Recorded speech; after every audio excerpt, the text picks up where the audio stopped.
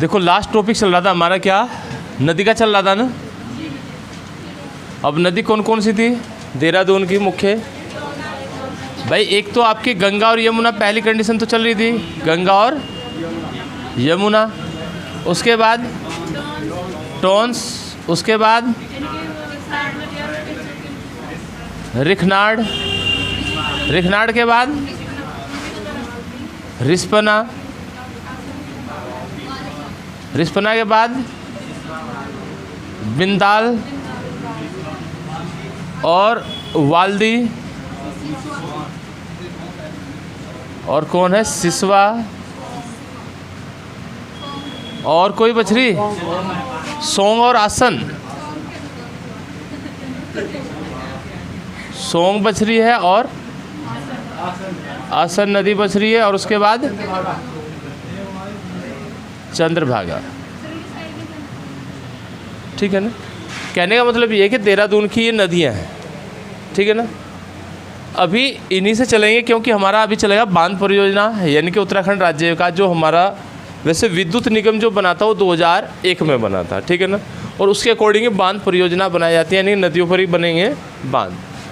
तो यहाँ देखो देहरादून की जो प्रमुख नदियाँ हैं उनमें कौन आती है, ये नदियाँ प्रमुख नदियों में आती हैं। इनके बारे में डिटेल हमारी हो गई थी। भाई गंगा कहाँ से कहाँ जाती है, जैसे ऋषिकेश को त्रिवेणी कहा जाता है, गंगा यमुना और गंगा चंद्रभागा और आपका सोंग नदी का संगम है, जिसके कारण से क्या कहते थे, त्रिवेणी कह रहे थे, ठीक है ना। अब बात करते हैं, देखो हम चल रहे हैं उत्तराखंड के बांध परियोजना में। पहले तो आप लोगों को याद रखना है कि 2001 में राज्य का निगम बना था ऊर्जा निगम, ठीक है ना। ये निगम है क्योंकि आपसे पहले प्रश्न यही बनता है कि राज्य में सबसे पहले ऊर्जा निगम कब बना था, तो 2001 का है। और अगर हमें कहते हैं उत्तराखंड जल संसाधन जो आपका संस्था है उसका गठन कब का है, क्योंकि जल का अभी बांध जो बनेंगे वो जल के लिए बनेंगे ना। अब जल संसाधन जो है संस्था उसका है 2002। देखो दोनों अलग हैं। अगर पूछता है उत्तराखंड का जल संस्थान का गठन कब हुआ है, तो उत्तराखंड जल संस्थान कब का है, 2009 का है, 2002 का है। और निगम पूछेगा तो 2001 का है। तो इसी के अकॉर्डिंग वैसे जैसे कि आप लोग बांधों में जा रहे थे, तो भारत में सबसे पहला जो नदी घाटी बांध परियोजना है वो कौन सी है, भारत की पूछ रहा हूँ। भारत की सबसे पहली नदी घाटी परियोजना, या हम ये कह सकते हैं कि भारत का सबसे पहला बांध,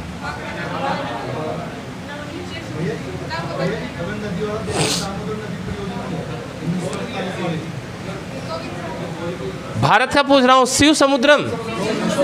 देखो कावेरी नदी पर शिव समुद्रम भारत का सबसे पहला क्या है, ठीक है ना, सबसे पहला भारत का कहते हैं, भारत का सबसे पहला नदी परियोजना शिव समुद्रम है कावेरी नदी पर।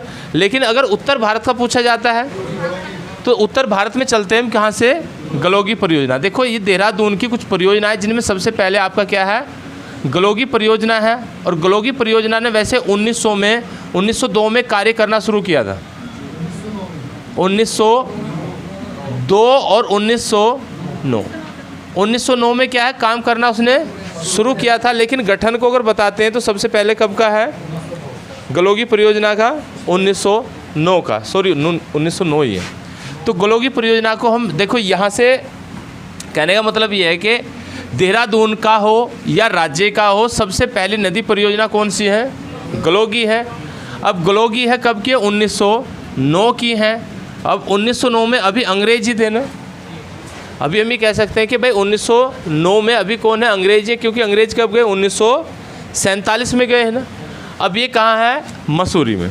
आपसे ये पूछता है कि गलोगी परियोजना कहाँ पर स्थित है, तो मसूरी है, नदी का नाम है भट्टाफाल।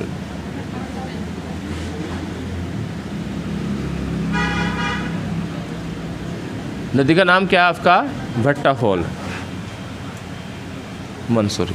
अब देखो ये इसलिए भी इम्पोर्टेंट है क्योंकि उत्तर भारत की प्रथम परियोजना है, उत्तर भारत की कह रहा हूँ, भारत की नहीं कह रहा हूँ, भारत की प्रथम परियोजना शिव समुद्रम, उत्तर भारत की प्रथम परियोजना गलोगी परियोजना जो मसूरी में है और 1909 से संचालित की गई है और भट्टापाल नदी पर है, ठीक है। इसके बाद आती है आप लोगों की टकरानी है, डकरानी। नंबर 2 क्या है आपका, डकरानी। अभी देखो डकरानी को, या आप पहले तो गलोगी को ऐसे याद रख लो कि भाई गलोगी परियोजना, नदी परियोजना लगा रहे थे ना, तो सबसे पहले भट्टा बैठ गया होगा ना, क्योंकि अनुभव है नहीं था तो भट्टा बैठ गया हो, तो भट्टापाल नदी है।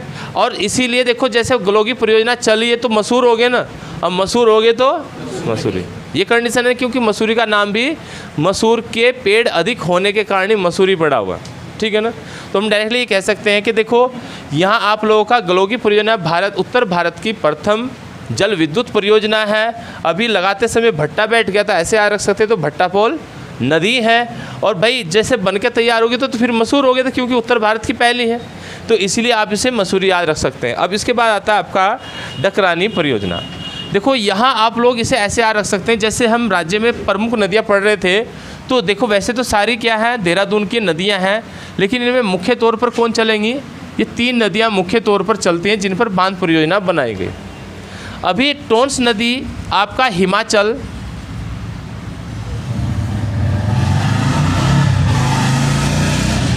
और उत्तराखंड को अलग करती है ना, टोंस नदी आपके हिमाचल और उत्तराखंड को क्या करती है, अलग करती है। तो टोंस नदी पर कुछ परियोजना है जो हिमाचल और उत्तराखंड की अभी चल रही हैं सारी। तो मुख्य तौर पर जो नदी परियोजना है वो गंगा, यमुना, टोंस नदी पर है, और यहाँ हमारी कौन सी थी, भट्टापाल। अब सबसे पहले देखो डकरानी है, तो आप लोग ऐसे याद रख रहे थे, अगर हम थोड़ी देर के लिए यमुना पर रिवीजन करते हैं, यमुना नदी कहाँ से निकलती है, कल जैसे कि बता रहे थे, यमुना नदी कहाँ से निकलती है, बंदरपूंछ मतलब उत्तर काशी से निकलकर आसन बैराज में, ठीक है ना, ढालीपुर से बाहर हो जाती है। लेकिन ढालीपुर बांध परियोजना भी है। देखो अगर हम यमुना पर ही देखते हैं तो यमुना पर सबसे पहले हमने कहा भाई बंदरपूंछ से निकलती है, उत्तर काशी के बाद किस में जाएगी, देहरादून में जाएगी। अब देहरादून में वैसे तो इसकी सहायक नदी टोंस है, जिसे हमने कालसी कहा था, लेकिन सबसे बाहर जहाँ राज्य से निकलती वहाँ कौन था, ढालीपुर था ना। अब ढालीपुर बांध परियोजना भी कह सकते हैं। तो यहाँ से देखो जैसे आप डकरानी पढ़ रहे थे ना, तो डकरानी को आप ऐसे पढ़ सकते हैं, टकरानी पढ़ लो,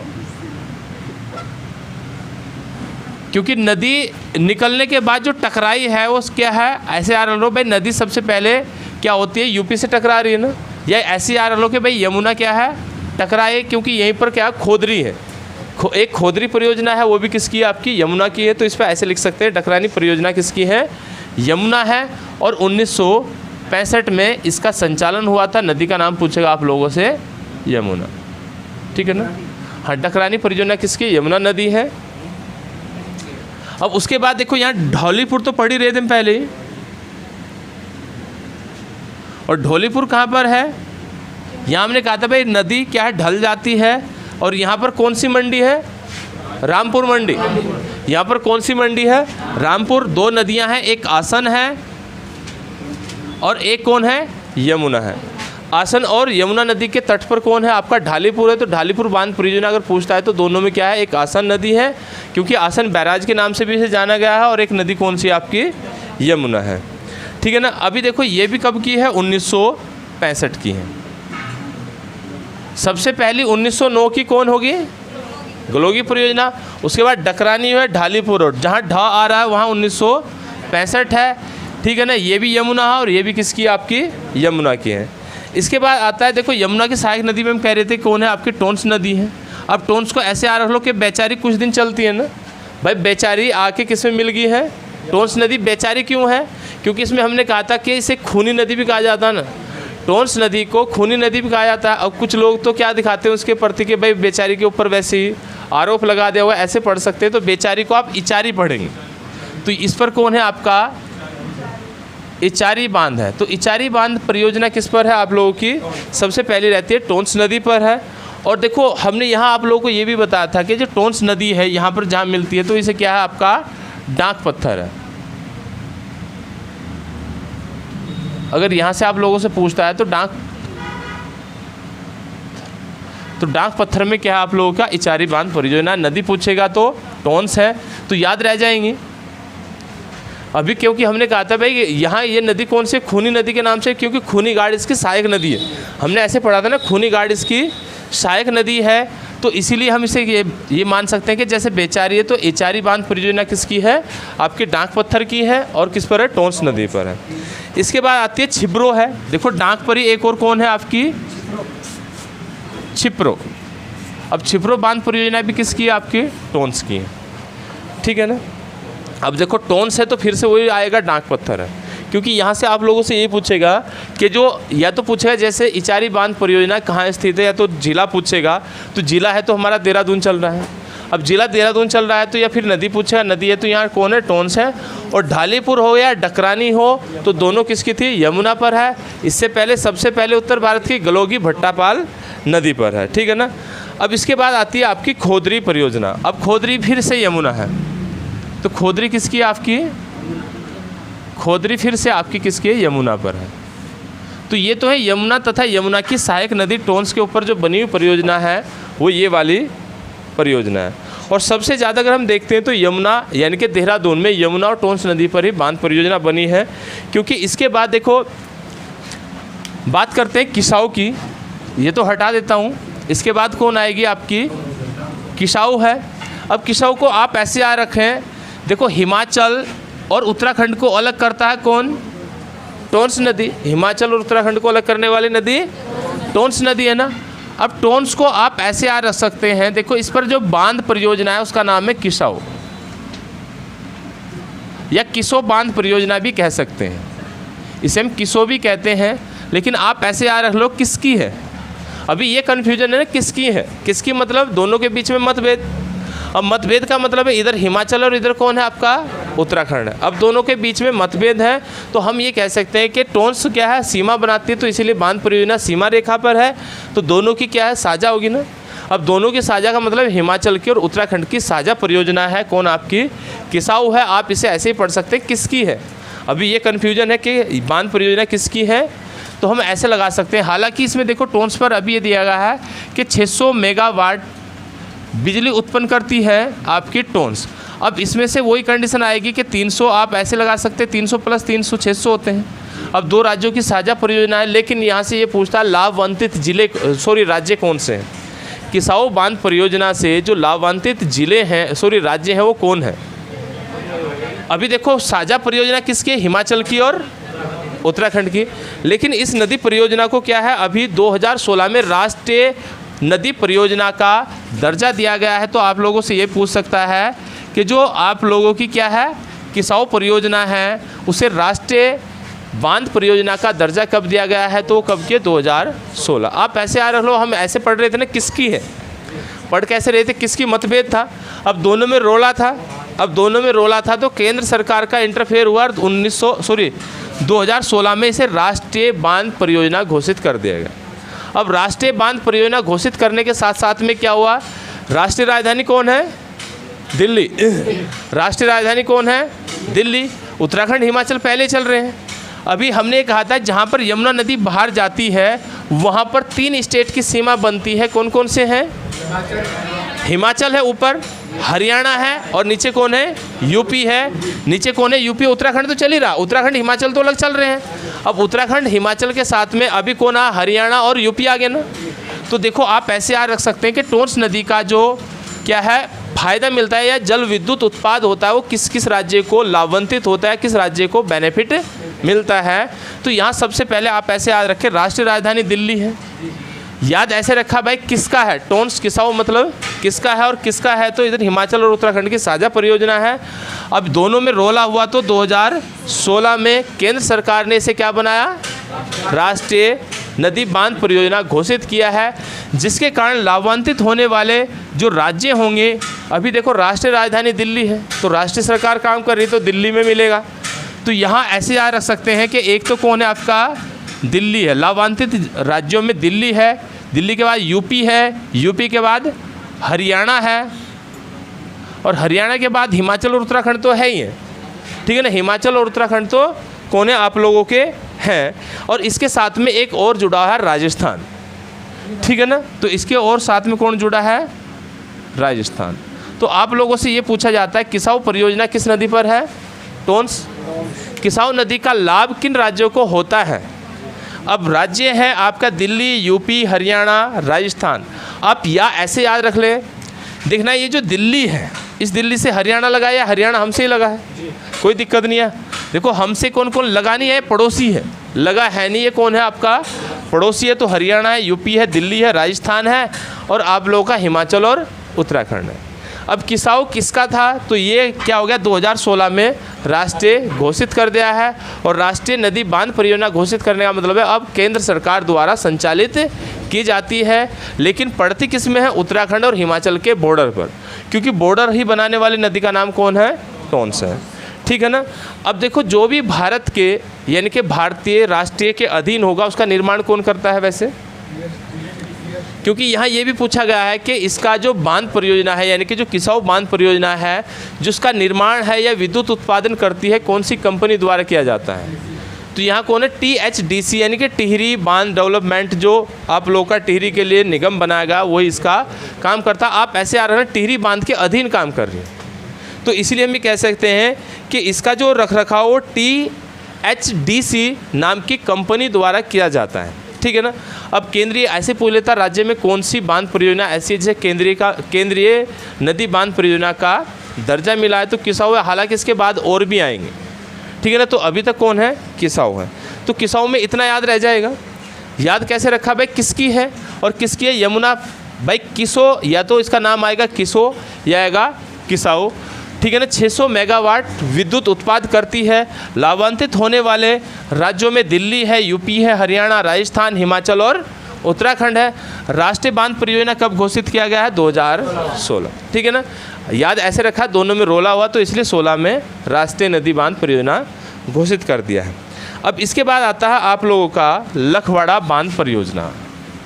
नेक्स्ट में कौन है आपका, लखवाड़ बांध परियोजना। अभी देखो लखवाड़ यमुना है। लखवाड़ कौन है, नदी अगर पूछता है तो लखवाड़ बांध परियोजना किसकी है, आपकी यमुना नदी पर है। और यहाँ क्या होता है, इससे 2008 में राष्ट्रीय नदी परियोजना घोषित किया गया था। अभी देखो ये भी राष्ट्रीय नदी परियोजना है। अभी देहरादून की 2 नदी परियोजना ऐसी हैं जिन्हें राष्ट्रीय नदी परियोजना का दर्जा मिला है। एक कौन है आपके, लखवाड़ है, दूसरी इससे पहले किसाऊ है। किसाऊ किस पर थी, टोंस पर। लखवाड़ किस पर है, यमुना पर है। ठीक है ना।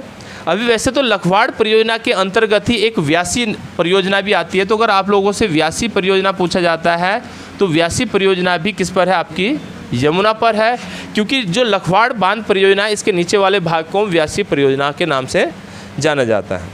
ठीक है ना। अभी देखो ये क्या थी, जो आप लोगों का देहरादून है, देहरादून की क्या है, ये नदी परियोजना है। हालांकि अगर विद्युत को देखते हैं तो अभी वर्तमान में जो उरेडा का स्थापना हुई थी वो पहले कहाँ थी, अल्मोड़ा की थी, लेकिन अभी उरेडा का मुख्यालय कहाँ बनाया गया है, देहरादून में। तो अभी अगर विद्युत की दृष्टि से पूछते हैं तो यहाँ अभी उरेडा का मुख्यालय भी किस में आप लोगों का, देहरादून में। और उरेडा की स्थापना कब की है, हाँ उरेडा की जो स्थापना है वो 2001 की है। अभी इसका मुख्यालय कहाँ है, देहरादून है। ठीक है ना। पहले कहाँ था, अल्मोड़ा था। पहले कहाँ था इसका, अल्मोड़ा था। इसका काम क्या है, देखो इसमें ये दिया है ना 50 मेगावाट से कम विद्युत उत्पादन करने की जो जिम्मेदारी है वो उरेडा के पास है। ये सोलर सेल लगाती है। ठीक है ना। अभी जैसे घराट है, घराट मतलब 25, हाँ 25 है, 25 से कम विद्युत उत्पाद करने के जो सामर्थ्य मतलब जो अधिकार है वो किसके पास है, उरेडा के है। अब ये सोलर सेल लगाती है, सोलर प्लांट लगाती है उरेडा। उसके बाद में आप लोगों का जैसे घराट है, घराट को क्या कहते हैं, पंचक्की कहते हैं, तो घराट भी लगाने का काम कौन करेगी, उरेडा करेगी। ठीक है। अभी देखो राज्य का हो या हम ये कह सकते हैं कि किसका है, आप लोगों का देहरादून का। तो यहाँ नदी परियोजना में एक तो हमारी यमुना है, जितनी भी बांध परियोजना है देहरादून की मोस्टली किस पर है, यमुना पर। गंगा पर तो कोई नहीं आई, क्योंकि गंगा पर जैसे आएगी तो ऐसे ही कौन बदल जाएगा, पौड़ी, क्योंकि यहाँ गंगा पर कौन आएगी लास्ट में, पौड़ी में क्या है आपका, चीला रेंज में। और चीला परियोजना है फिर वो किस में आएगी, लेकिन पौड़ी में अभी चल रहे हैं वहाँ भी। अब इसके बाद हम देख रहे थे कि जो जलप्रपात है, जलप्रपात किसे कहते हैं, आप ऐसे आ सकते हैं, झरना कह सकते हैं ना, कोई दिक्कत नहीं है। अब जलप्रपात जो बनते हैं या तो नदियों के सहारे से बनते हैं, ठीक है ना, या उनका पानी नदियों में जाता है, सेम कंडीशन रहती है। तो आप ऐसे आ सकते हैं देहरादून के प्रमुख जलप्रपात। अब देखो देहरादून के प्रमुख जलप्रपात में क्या आते हैं, सबसे पहले आपका कौन है, टाइगर फॉल है। सबसे पहला कौन है, टाइगर फॉल है। इसके बाद माई गॉड है, और उसके बाद कौन है, किमोना है, किमोना। देखो अभी थोड़ी देर के लिए पहले हमारे 3 हैं और चल रहे हैं, तो देहरादून के क्या है, ये आपके जलप्रपात है। अब जलप्रपात में पहली कंडीशन हम इन्हें झरने कह सकते हैं। आप याद कैसे रखेंगे, उत्तराखंड में 2 टाइगर रिजर्व है, पहला जिम कॉर्बेट, दूसरा राजाजी नेशनल पार्क। अब राजाजी नेशनल पार्क का जो मुख्यालय है वो देहरादून में है ना। अब टाइगर रिजर्व है, आप ऐसे ये कह सकते हैं कि टाइगर रिजर्व है तो टाइगर फॉल कहाँ का है, देहरादून का। अब टाइगर को देख के आते हैं चक्कर, टाइगर को देख कर देख ले तो चक्कर आ जाएंगे ना, तो इसीलिए देहरादून के भी चक्राता में है, इसलिए देहरादून के भी किस में है, चक्राता में। या देहरादून कहते हैं ना ओ माय गॉड, तो ये भी चक्राता में ही है। और किमनो भी किसका है, जो आपका किमोना है ये भी किसका है, चक्राता का है। तो आप लोगों से ये पूछता है कि जो आपका टाइगर फॉल है वो कहाँ है, चक्राता। माय गॉड, अभी देखो जिसे चक्कर आते हैं ना वो भी कहता है ना देख के दूसरे को, ओ माय गॉड चक्कर आ गए, ठीक है ना। तो चक्कर आ गए तो चक्राता है, और किमोना ही तो याद रखना अलग से, ठीक है ना। अभी किमोना याद रखना है तो दोनों याद हो जाएंगे। अब चक्राता किसका है, देहरादून का। चक्राता किसका है, आप लोगों का देहरादून का है, ठीक है ना। अब इसके बाद आते हैं शिखर पान मसाले का नाम सुना, शिखर पान मसाला। अब शिखर पान मसाला उसका ऐड कुछ ऐसा रहता है ना, दिलों पे राज करता है। अब दिलों पे राज करेगा तो राजपुर। अब ये कहाँ है, देहरादून के राजपुर में है। शिखर क्या है, ये आप लोगों का जलप्रपात है, ठीक है ना। अब मौसी तो मशहूर है, मौसी क्या है, मशहूर है, तो ये किसका है, मसूरी है। मौसी जलप्रपात किसका है, मसूरी का है। अब मौसी देख लो, माँ के बाद जो मसूर होती है वो मौसी है, ऐसे याद रख लो। या मसूर, मौसी, मसूरी सब एक ही जैसे हैं ना, क्योंकि यहाँ प्रॉपर जगह पूछेगा तो शिखर किसका है, राजपुर का है। टाइगर चक्राता है, माई गॉड चक्राता का। किमोना किसका है, चक्राता का। मौसी किसका है, मसूरी का है। उसके बाद आता है गौतम कुंड। अभी देखो आप ऐसे याद रख सकते हैं, गौतम देखा है ना, गौतम बुद्ध मतलब। अब उनके पीछे क्या दिखाया जाता है, एक प्रकाश दिखाया जाता है ना, चंद्र का है, सूर्य का। आप ऐसे याद रखें वो चंद्र का होता है, क्योंकि सूर्य तो जला देगा, ऐसे याद रखते हैं, खाली रख रहे हैं, ठीक है ना। तो यहाँ क्या है, गौतम कुंड का मतलब है यहाँ है आपका चंद्र बनी नाम की जगह है देहरादून में, जहाँ पर कौन है आपका गौतम कुंड पड़ता है, ठीक है ना। तो गौतम कुंड किसका है, चंद्रबनी है। और चंद्रबनी किसका है, आपका देहरादून का है, ठीक है ना। चंद्र की तरह रोशनी होती है, ऐसे याद रख सकते हैं, क्योंकि गौतम बुद्ध को लाइट ऑफ एशिया कहा जाता था। गौतम बुद्ध को क्या कहते थे, लाइट ऑफ एशिया कहते थे, तो ऐसे याद रख सकते हैं, ठीक है ना। और रोशनी कहाँ से है, देखो पूरे राज्य की रोशनी किससे है, देहरादून से, क्योंकि देहरादून क्या है, राज्य की अस्थायी राजधानी, अस्थायी नहीं है, अस्थायी राजधानी है, ठीक है ना। अभी देखो इसके बाद हमारा चलता है, ये तो थे किसके, जो आप लोगों के देहरादून में जौनसार बाबर क्षेत्र पड़ता है। ये पूरा क्योंकि देहरादून को 2 भागों में बांटा गया था, एक था जौनसार बाबर क्षेत्र, या तो ये जौनसार बाबर क्षेत्र आएगा नाम, या फिर इनके अलग अलग आएंगे तो चक्राता, शिखर, मौसी, गौतम याद हो जाएंगे प्रॉपर, ठीक है ना। अब इसके बाद चलते हैं दूसरी ओर, गंगा की ओर। अब गंगा कहाँ है, ऋषिकेश में। अभी हमें पता था ना गंगा कहाँ आती है, ऋषिकेश में। ऋषिकेश को त्रिवेणी कहा जाता है। तो अगर हम यहाँ के क्या देखते हैं, जलप्रपात, तो आप लोगों को याद हो जब आप लोगों को गंगा बताया था ना उत्तरकाशी में, कि गंगा को भागीरथी भगवान जब धरती पे उतार रहे थे तो सुंदर सुंदर वन उग गए थे। तो सुंदरबन देखो, एक तो सुंदरवन कहाँ है, पश्चिम बंगाल का सबसे बड़ा डेल्टा है, ठीक है ना। और एक कहाँ था, सुंदर सुंदर वन था ना, जहाँ उत्तरकाशी नामक जगह थी। आप ऐसे याद रखो कि जैसे ही गंगा ऋषिकेश में आती है, अब ऋषिकेश का मतलब क्या है, ऋषिकेश को एक तो आप त्रिवेणी कहते हैं, लेकिन तराई क्षेत्र में आता है ना, नीचे उतरेगी तो क्या है, तराई क्षेत्र में, क्योंकि इसके बाद ये कहते हैं कि गंगा मैदानी भाग में प्रवेश करती है और मैदानी भाग को सिंचित करती है ना। अब जब सिंचित करेगी तो लोगों को फ़ायदा होगा, और फ़ायदा होगा तो लोग फूल की माला डालेंगे ना, जिससे फ़ायदा होता है। तो यहाँ ये याद रख सकते हैं कि सबसे पहला है फूलचट्टी। फूलचट्टी किसका है, आप लोगों का ऋषिकेश का। तो ऐसे याद रख सकते हैं किस नदी पर है, गंगा पर, ऐसे याद रख लो, कोई दिक्कत नहीं है। वैसे ऋषिकेश का दूसरा कौन है आपका? गरुड़ चट्टी है। तो दूसरा कौन है आपका? गरुड़ चट्टी है। तो देहरादून के जलप्रपात में एक तो हमारे किस दर चल रहे, जौनसार बाबर क्षेत्र, और एक किसके हैं? ऋषिकेश के। यहाँ हमने एक और बताया था कि गंगा को, ऋषिकेश को त्रिवेणी कहा जाता है। अब त्रिवेणी में एक नदी थी सोंग और एक थी सोन। अभी सोन नदी आज वैसे टॉपिक है, मगध साम्राज्य है ना। अब सोन नदी पर उदयन ने पाटलिपुत्र पटना की स्थापना की थी, गंगा और सोन नदी के तट पर। और हमने कहा था जहाँ सोन नदी है वहाँ पर कौन है? पटना है। तो जो पटना जलप्रपात है वो भी किसका है? ऋषिकेश का। क्योंकि हमने यहाँ कहा था ऋषिकेश में नदी बहती है जिसका नाम कौन है? सोंग है। और सोंग को थोड़ी देर के लिए सोन है ना, तो पटना जलप्रपात अगर पूछेगा तो किसका आप लोगों का? ऋषिकेश का है। तो ऋषिकेश में क्या है आप लोगों के? 3 जलप्रपात है, फूलचट्टी, गरुड़ चट्टी, और कौन है आप लोगों का? पटना है। अभी देखो यहाँ एक और कंडीशन आती है, इसकी जो गंगा की सहायक नदी है उसमें एक तो सोंग थी ना। अब सोंग क्या करती है? सांग, ऐसे याद रखा था ना। सोंग क्या करती है? सांग करती है ना। अभी ऐसे याद रख लो, तो इसमें एक कांसरो ताल है। सोंग नदी पर क्या है? एक आपका कांसरो ताल है। अब कांसरो ताल को आप ऐसे याद रख सकते हैं, देखो हम यह कह रहे थे ना कि सोंग नदी सांग करती है ना। अब सांग करेगी तो कांस हो जाएगी ना। कांस मतलब समझ रहे, घर में कलह हो जाएगा। आप ऐसे याद रख लो, सोंग नदी सांग कर रही है और सांग करेगी तो कलह हो जाएगा ना, कलेश हो जाएगा। कलह को क्या कहते हैं? कांस कहते हैं ना देसी भाषा में। तो कांस आ जाएगी तो कांसरो ताल याद आ जाएगा। हालांकि सोंग नदी मिलती कहाँ है? रायवाला में। कल बात ये तो कर रहे थे, सोंग नदी कहाँ मिलती है? रायवाला में। तो कांसरो ताल कहाँ है? रायवाला का है। तो कांसरो ताल किसका है आप लोगों का? रायवाला का है।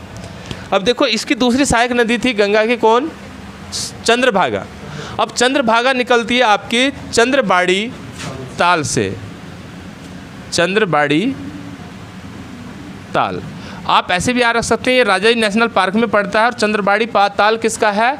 चंद्रभागा नदी का उद्गम स्थल है। ठीक है ना, यहाँ तक हो गया। देखो ये क्या थे? देहरादून के जलप्रपात हैं, लेकिन इसमें एक और बचा हुआ अभी, कौन आप लोगों का? अभी आसन बच रहा है ना। आसन पे हमने कहा था, वैसे आसन पे हम आगे हैं, लेकिन आसन में आप लोगों को एक चीज़ और याद रखनी है कि जो आप लोगों का आसन बैराज है ना, उसे आपका क्या है? वेटलैंड घोषित किया गया है ना। अभी आसन बैराज को वेटलैंड संरक्षण आरक्षित क्षेत्र घोषित किया गया है। वेटलैंड संरक्षण आरक्षित क्षेत्र घोषित किया गया है। लेकिन आप लोगों से ये पूछेगा कि जो आसन बैराज है, नाम क्या है? आसन। किसके लिए जाना जाता था? पक्षियों के लिए ना। किसके लिए जाना जाता है? संरक्षित जो क्षेत्र है, वेटलैंड आरक्षित क्षेत्र जो बनाया गया, प्रवासी पक्षियों के लिए बनाया गया। प से पक्षी है और प से 5 है, तो घोषित किया गया था 2005। तो इसमें आप ये लिख सकते हैं कि आसन बैराज को वेटलैंड आरक्षित क्षेत्र या वेटलैंड संरक्षक आरक्षित क्षेत्र 2005 में घोषित किया गया। और ये किसके लिए प्रसिद्ध है? प्रवासी पक्षियों के लिए प्रसिद्ध है। तो पक्षी है तो 5 हैं, आसन बैराज पक्षी है तो 5 हैं। और आसन में हमने भी कहा था, आसान क्या होता है? डाक। अब डाक आसान होती है तो ये कहाँ पर है आपका? डाक पत्थर का है। ठीक है ना।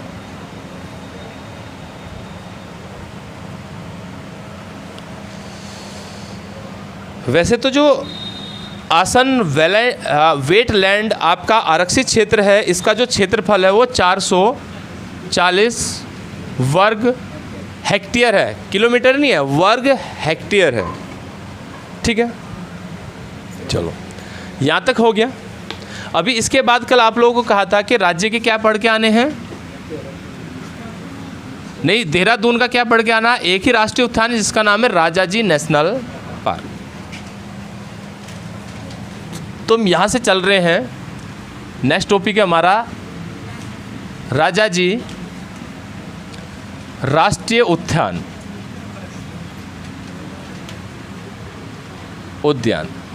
तो राजाजी राष्ट्रीय उद्यान है और एक आएगा वन्य जीव विहार। दोनों राजाजी के नाम से ही है।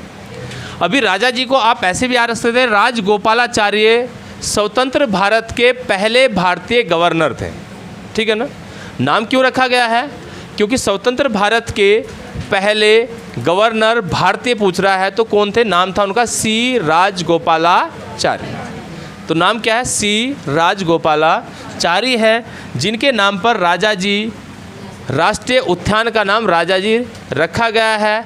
हालांकि राजाजी राष्ट्रीय उद्यान बनने से पहले, क्योंकि उद्यान को राजा लोग तरस जाते हैं ना, ऐसे याद रख लो कि उद्यान को राजा लोग तरस जाते हैं। अब राजा तरसते हैं तो उद्यान तो था 1983 का। राजा जी को, यानी कि राजा क्या होते हैं? राजा लोग ऐसे याद रख सकते हैं, राजा उद्यान के लिए तरस जाते हैं। अगर उद्यान लिखा रहता है तो 1983 है। हालांकि यहाँ पर 3 वन्यजीव विहार थे और 3 वन्यजीव विहारों को बनाकर राजा जी राष्ट्रीय उद्यान बनाया गया है। और 3 जो आप लोग 3 वन्यजीव विहार हैं, जिनमें सबसे पहला आता है आपका मोती चूर। अभी देखो मोतीचूर के लड्डू पड़े होंगे, ठीक है ना, मोतीचूर के लड्डू खाए भी होंगे। तो या आप ऐसे आ रहे हो 35 रुपये किलो थे तो 1935 है। जो मोतीचूर है, मोतीचूर वन्यजीव विहार है, ये विहार चल रहे हैं अभी, ध्यान देंगे ये क्या चल रहे हैं आप लोगों के? विहार चल रहे हैं, क्योंकि मोतीचूर वन्य जीव विहार। अब इसकी स्थापना पूछेगा तो कब है? 1935 की है। अभी देखो यहाँ दूसरा बनता था, अभी नाम है राजा जी, अभी कौन है? फिर से वन्यजीव विहार है। अब विहार को ऐसे याद रख लो, राजा जी हैं और विहारी हैं तो दोनों अड़ जाते हैं, तो 1948 है। भाई बिहारी लोग देखे ना, अड़ जाते हैं, किसी भी काम के लिए कोई दिक्कत नहीं है, काम करने में वो अड़े रहते हैं ना। तो ऐसे याद रख लें, राजा जी, अगर राजा बिहारी हो तो अड़ जाएगा ना। हमने तो याद रखा राजा जी उद्यान को तरस जाते हैं तो 83 है, ठीक है ना। 1983 में क्या राष्ट्रीय, राजा जी राष्ट्रीय उद्यान है किसका? 83 का है। और मोतीचूर कब का है? 1935 का है। राजा जी वन्यजीव विहार अगर पूछ रहा है, उद्यान की जगह क्या लिख दिया है? विहार, तो कब का है? 1948 का है। और इसके बाद आएगा चिला परियोजना, चिला वन्यजीव विहार। तो इसके बाद कौन है? चिला वन्यजीव विहार है। और ये कब का? 1977 का है। ये कब का है? 1977 का है। अभी देखो दोनों को मिलाकर, तीनों को मिलाकर क्या बनाएगा? राष्ट्रीय उद्यान बनाएगा। क्योंकि आप लोगों से पहला प्रश्न यही बनता है। देखो यहाँ से प्रश्न कैसे कैसे बनेंगे। देहरादून का सबसे पहला, या दे देगा निम्न में से किसका गठन सबसे पहले हुआ है? अभी 3 ऑप्शन है ना। सबसे पहले कौन है? मोतीचूर, राजा जी और चिला। अभी देखना 35 का है तो सबसे पहला है, 35 का है तो सबसे पहला है। राजा जी विहार है तो 48 इसके बाद है। और ये कौन है? 77। आप ऐसे याद रख सकते हैं, राजा जी को हमने कहा ना स्वतंत्र भारत का प्रथम गवर्नर भारतीय राजगोपालाचारी था। अब स्वतंत्रता मिली थी 1947। अभी देखना 1 साल ही तो हुआ है, स्वतंत्रता मिली 1947, तो 1 साल बाद विहार बनाएगा। विहार का मतलब बंगला भी होता है ना भाई। आप लोग जब प्रायवाची पढ़ते ना घर के, तो वहाँ विहार भी है ना। अब विहार है तो विहार ऐसे याद रख लो कि राजा जी, जब आप लोग कौन थे? राजा जी, यानी कि सी राजगोपालाचार्य जब भारत स्वतंत्र हुआ तो उनके लिए विहार बनाएगा। और विहार बनाएगा अगले साल ही तो बनेगा, उस साल तो बनने से रहा, क्योंकि 15 अगस्त 1947 में आज़ाद हुए थे, अगस्त तो वैसे ही चल रही, तो अगले साल मतलब 1948 में विहार की स्थापना की गई। कोई दिक्कत तो नहीं है। अभी विहार से छोटा कौन है? 35। और इससे बड़ा कौन है? चिला। अभी देखो मोतीचूर पड़ता है देहरादून में, राजा जी वन्यजीव विहार भी देहरादून का है, लेकिन चिला वन्यजीव विहार पौड़ी का है। चिला वन्यजीव विहार किसका है? पौड़ी का है, लेकिन बुलता हरिद्वार का है। बोलेगा किसका? हरिद्वार का, लेकिन है किसका? पौड़ी का। क्योंकि जैसे आप लोग चंडी देवी मंदिर गए होंगे तो चंडी देवी जो मंदिर है वो पौड़ी में पड़ता है। और जैसे पुल क्रॉस करते हैं तो उससे देहरादून, वहाँ ऋषिकेश जाने का एक रास्ता उस पर पड़ता है, बीच में चिला रेंज, ठीक है ना। और गंगा के उस पार का कौन है? पौड़ी है। और गंगा के इस पार का कौन है? हरिद्वार है। तो इसीलिए चिला रेंज परियोजना बोलता हरिद्वार का, लेकिन है किसका? पौड़ी का है। अब तीनों को मिलाकर क्या बनाएगा? उद्यान। ऐसे याद रख सकते हैं भाई, राजा उद्यान के लिए तरस जाते हैं तो तरसेंगे तो 1983 है। यहाँ तक कोई दिक्कत तो नहीं है। हालांकि अगर हम ये पूछते हैं कि राज्य में जो वन्यजीव बोर्ड है, वन्यजीव संरक्षण बोर्ड है, उसके अध्यक्ष कौन होंगे? राज्य के। तो ये भी ध्यान रखना है कि राज्य के वन्य जीव संरक्षण बोर्ड के अध्यक्ष होते हैं आपके मुख्यमंत्री, ठीक है ना। चलो हो गया यहाँ तक। अब बात करते हैं राजा जी, जो राष्ट्रीय उद्यान है इसका मुख्यालय कहाँ है? देहरादून। देखो आप ऐसे भी आ रख सकते हैं कि जो इसका मुख्यालय वो किसका है? देहरादून का है, और इसका जो क्षेत्रफल है 820.42 वर्ग किलोमीटर है, वर्ग किलोमीटर है, किमी। देखो इसका जो क्षेत्रफल है वो कितना? 820.42 वर्ग किलोमीटर है। अभी बात आती है कि देखो यहाँ हमने पढ़ा ये कौन है? पौड़ी है, और यहाँ हम पढ़ रहे हैं देहरादून, लेकिन पौड़ी का ये वाला हिस्सा हमने कहा ना हरिद्वार में बोलता है। तो अगर जनपद पूछता है कि राजाजी नेशनल पार्क कितने जनपदों में फैला है, तो फिर 3 लिखेंगे, और 3 में कौन है आपका? हरिद्वार है, देहरादून है। अब देहरादून में सबसे ज़्यादा है, उसके बाद कौन है आपका? पौड़ी है। तो आपका राजा जी राष्ट्रीय उद्यान 3 जिलों में फैला है, देहरादून, हरिद्वार, पौड़ी। वैसे तो अगर स्टेट पूछेंगे तो 2 स्टेट हैं। 2 स्टेट कौन सा है?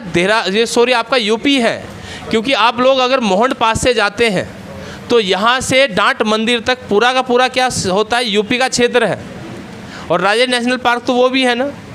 तो अगर स्टेट पूछते हैं तो उत्तराखंड के साथ में कौन है आपका? यूके प्लस यूपी है, और यूपी का अगर ज़िला पूछते हैं तो सहारनपुर है। यूपी का अगर ज़िला पूछेंगे तो कौन होगा? सहारनपुर है, क्योंकि स्टेट में 2 में है और उत्तराखंड के 3 जिलों में ये फैला है, ठीक है ना। अभी दूसरी कंडीशन आते हैं, हमने कहा था कि भाई टाइगर रिजर्व घोषित किया गया था। अब टाइगर रिजर्व घोषित करने का मतलब ये है कि इसे यहाँ से नया पर्सन भी याद रख सकते हैं कि 2016 में राजाजी राष्ट्रीय उद्यान को टाइगर रिजर्व घोषित किया गया है। कब? 2016, ठीक है ना। अभी इसके साथ ही राज्य में 2 टाइगर रिजर्व हो जाते हैं, क्योंकि इससे पहला कौन है? Jim Corbett. और जिम कॉर्बेट कब का है देखना, इसके 1 साल के साथ दिखा ना, 35 और 36 लिखेगा। वहाँ आप लोगों को दिया ना जिम कॉर्बेट कब का है? 1935। और 1935 में तब हमारे यहाँ कौन था? मोतीचूर वन्यजीव विहार था। देखो जब हमारे यहाँ मोतीचूर वन्यजीव विहार है, जब भी उत्तराखंड का सबसे पहला टाइगर रिजर्व है, और भारत में सबसे पहले टाइगर रिजर्व बनने की प्रथा भी 1935 की, ठीक है ना। क्योंकि इसके बाद सुंदरवन भी टाइगर रिजर्व है, वो भी 1935 का है, ठीक है ना। तो यहाँ से याद रह जाएगा कि भाई टाइगर रिजर्व का दर्जा कब मिला? 2016। और 2016 में जैसे जैसे टाइगर रिजर्व का दर्जा मिला, ऐसे ये क्या हो गया? राज्य का दूसरा टाइगर रिजर्व बन गया था। पहला जिम कॉर्बेट, दूसरा कौन है? राजा जी, ठीक है ना। अब राजा जी नेशनल पार्क के बाद आप लोगों का देखो यहाँ राष्ट्रीय उद्यान एक ही है, और इसके बाद हमारा चलता है फिर थोड़ा सा हम ध्यान देते हैं मंसूरी पर। देखो मंसूरी पर इसलिए याद दे रहे हैं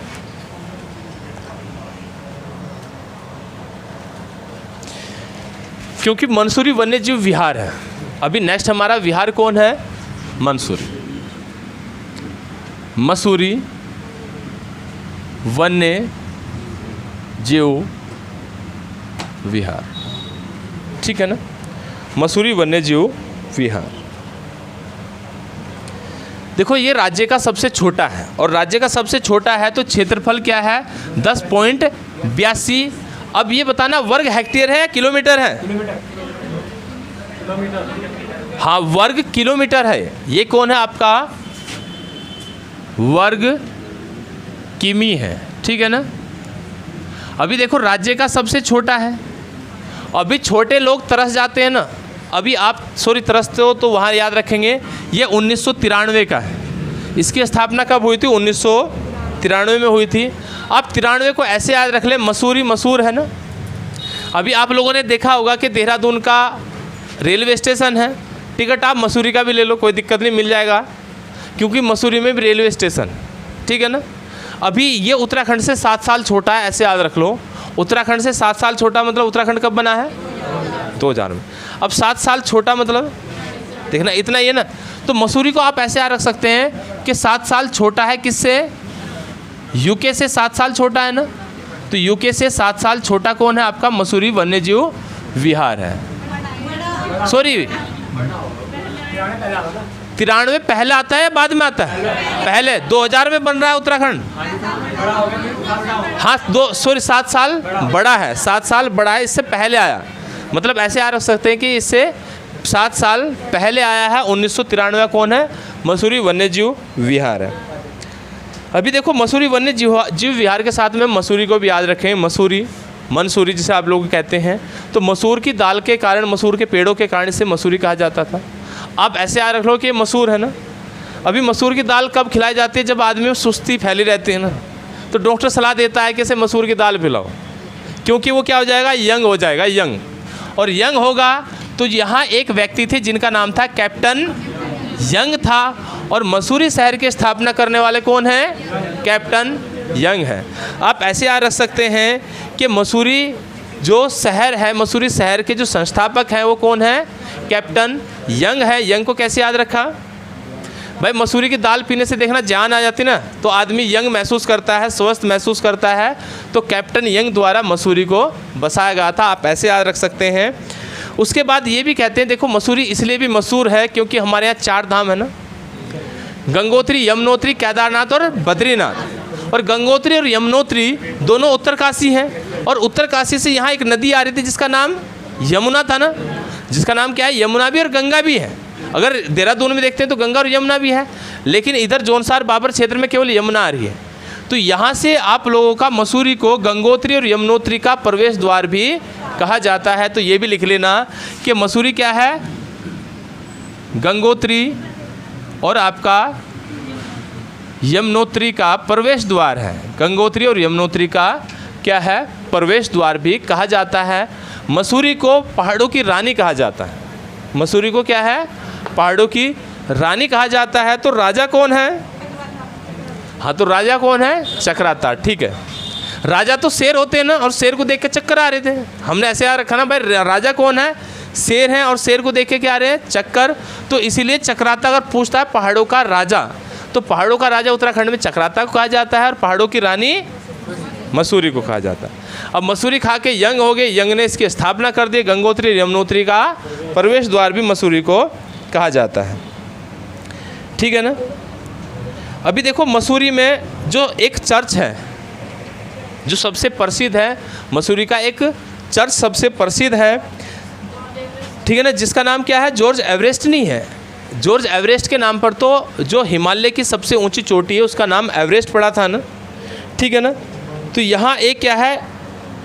रेनी टेलर नाम के एक व्यक्ति थे। नाम क्या है? रेनी टेलर है। तो ये अंग्रेज, क्योंकि टेलर किस भाषा का शब्द है वैसे? अंग्रेजी भाषा का। हिंदी में क्या कहते हैं फिर? दर्जी। दर्जी अरबी का है, सॉरी तुर्की का।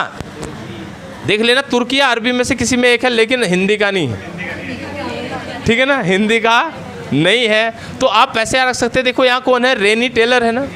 अभी मसूरी इसलिए भी परेशान थी, मसूरी इसलिए भी प्रसिद्ध थी ना, सबसे पहले आप लोगों ने देखा हो मसूरी में बारिश होती थी। अब बारिश को कहते हैं रेन। अब रेनी टेलर याद रख सकते हैं। अब रेनी टेलर यानी कि जब रेन मसूरी में जब बारिश हुई होगी तो एक क्या भवन बना था, लेकिन चर्च बनाया हुआ है, क्योंकि जो अंग्रेज थे वो किस धर्म को मानते हैं? ईसाई को। और ईसाइयों में क्या चलता है? चर्च। तो ईसाइयों ने पूजने के लिए अपना चर्च बनाना सबसे पहला। तो चर्च इसलिए इम्पोर्टेंट है क्योंकि यहाँ 1836 में एक चर्च की स्थापना की गई थी, जिसे जॉर्ज चर्च के नाम से भी जाना जाता है।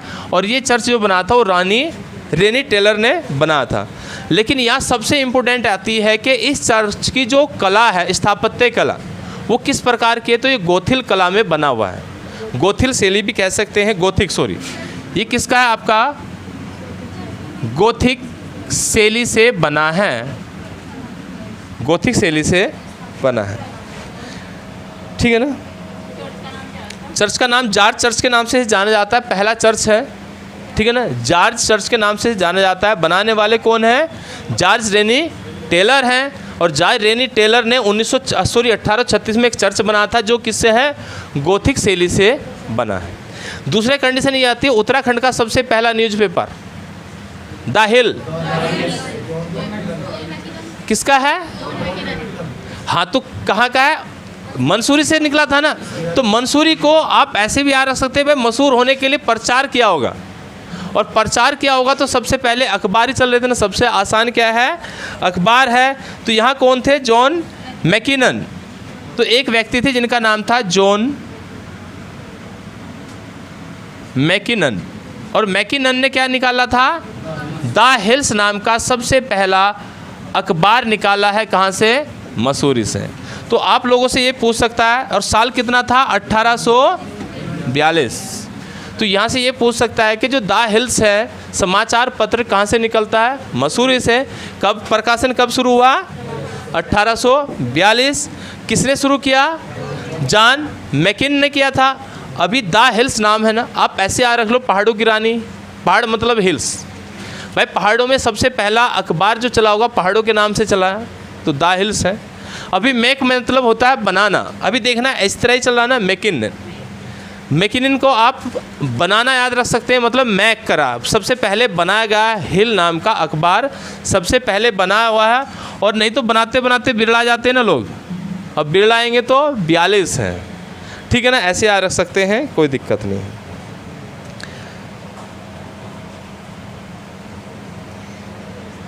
सॉरी, 1842 में तो नगर पालिका परिषद थी वहाँ की। राज्य की सबसे प्राचीन नगर पालिका परिषद 1842 की है। हाँ, 1842 ये है, और 1842 में ही क्या राज्य की सबसे पहली क्या नगर पालिका परिषद भी है। तो यहाँ एक और लिख लेना, राज्य की सबसे पहली नगर पालिका परिषद मसूरी को 1842 में बनाया गया। ये सबसे पुरानी है। और मसूरी कैसी होती है? कलर में देखने में एक तो साबुत होती है, वो हल्की काली दिखाई देती है ना, लेकिन अगर वैसे देखिए ना टूटी हुई मसूरी, वो कैसी होती है? लाल। और मोस्टली वही कहते हैं ना, साबुत तो किसी को कहते नहीं खाने को।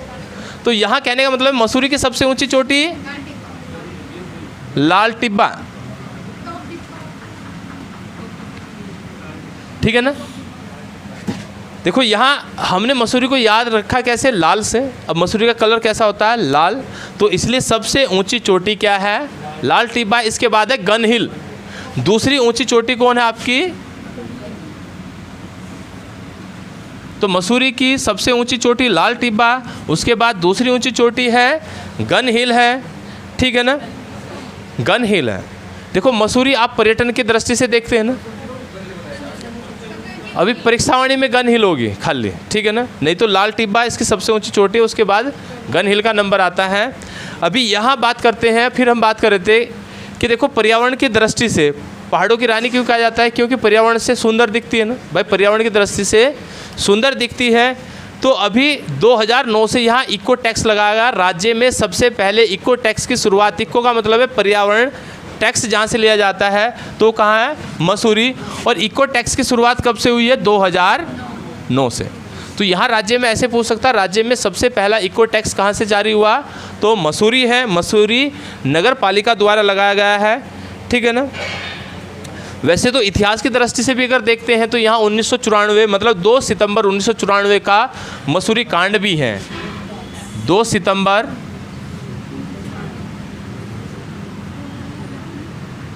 1994 में क्या हुआ था? यहाँ मसूरी कांड हुआ था। ठीक है ना।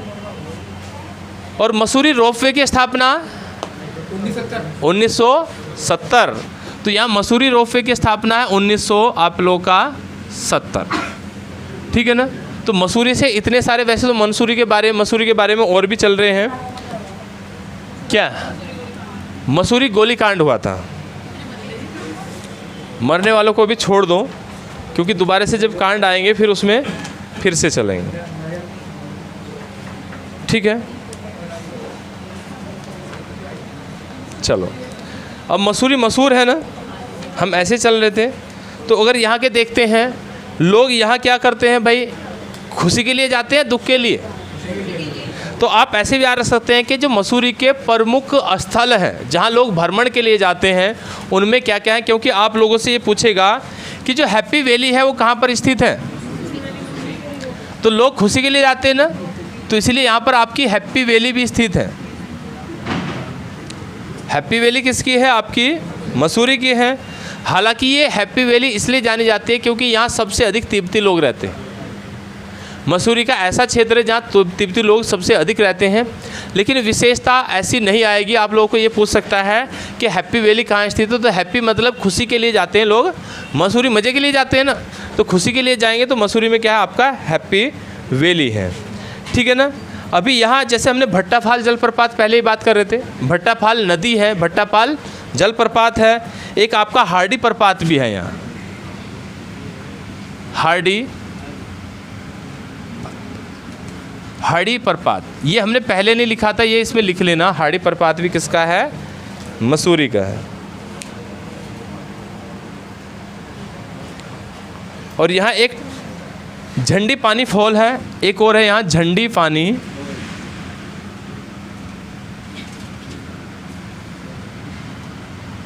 एक और है यहाँ झंडी पानी फॉल है। ठीक है ना। वैसे तो कुल्टी बाजार, लंढोरा छावनी दोनों किसकी है? मसूरी की हैं। कुल्टी बाजार और लंढोरा छावनी किसकी हैं? दोनों की दोनों मसूरी की हैं। और मसूरी में वैसे एक नाग देवता मंदिर भी मशहूर है। ठीक है ना। चलो खैर, इसमें लास्ट में चलेंगे कल फिर।